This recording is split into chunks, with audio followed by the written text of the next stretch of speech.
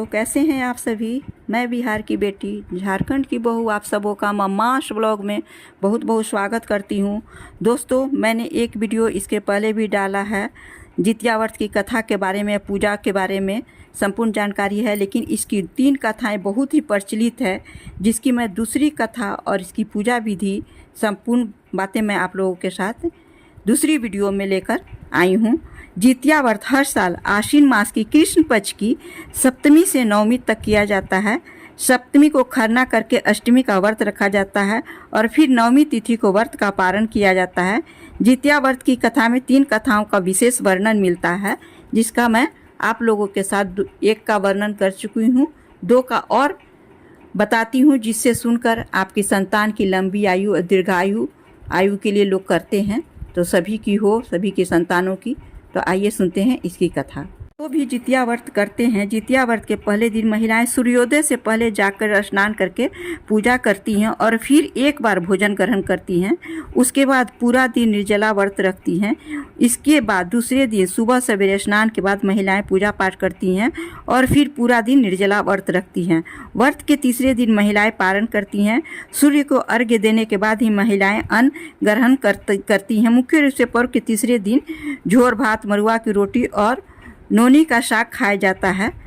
अष्टमी को प्रदोष काल में महिलाएं जीमूत वाहन की पूजा करती हैं। जीमूत वाहन की कुशा से निर्मित प्रतिमा को धूप, दीप, अक्षत, पुष्प, फल आदि अर्पित करके फिर पूजा किया जाता है।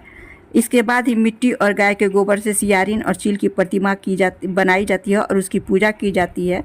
मुख्य रूप से इसे गले में धारण किया जाता है, जो बहुत लोगों को सिर्फ धागे से बना हुआ आता है, जिसमें गांठ लगी होती है। बहुत लोग सोने का बनवाते हैं, तो जैसा जिसका सामर्थ्य है उस अनुसार लोग इसका बनवा के गले में जरूर धारण करते हैं। जितिया व्रत और जीमूत वाहन की कथा। इस कथा के अनुसार जीमूत वाहन गंधर्व की बुद्धिमान और राजा थे।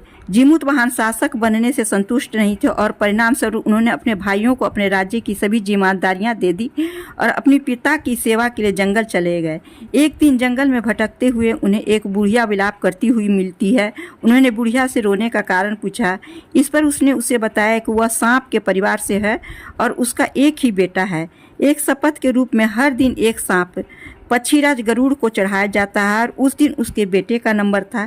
उसकी समस्या सुनने के बाद जीमूत वाहन ने उन्हें आश्वासन दिया कि वह उनके बेटे को जीवित वापस लेकर आएंगे। तब वह खुद गरुड़ का चारा बनने का विचार कर चट्टान पर लेट जाते हैं। गरुड़ आता है और अपनी अंगुलियों से लाल कपड़े से ढके हुए जीमूत वाहन को पकड़कर चट्टान पर चढ़ जाता है। उसे हैरानी होती है कि जिसे उसने पकड़ा है वह कोई प्रतिक्रिया क्यों नहीं दे रहा है। तब वह जीमूत वाहन से उनके बारे में पूछता है। तब गरुड़ जीमूत वाहन की वीरता और परोपकार से प्रसन्न होकर सांपों से कोई और बलिदान नहीं लेने का वादा करता है।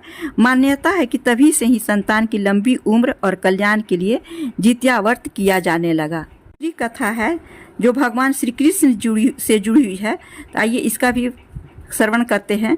यह कथा महाभारत काल से जुड़ी हुई है। महाभारत युद्ध के बाद अपने पिता की मृत्यु के बाद अश्वत्थामा बहुत ही नाराज था और उसके अंदर बदले की तीव्र आग जल रही थी, जिस कारण उसने पांडवों के शिविर में घुस कर सोते हुए 5 लोगों को पांडव समझकर मार डाला था। लेकिन वे सभी द्रौपदी के 5 संतानें थी।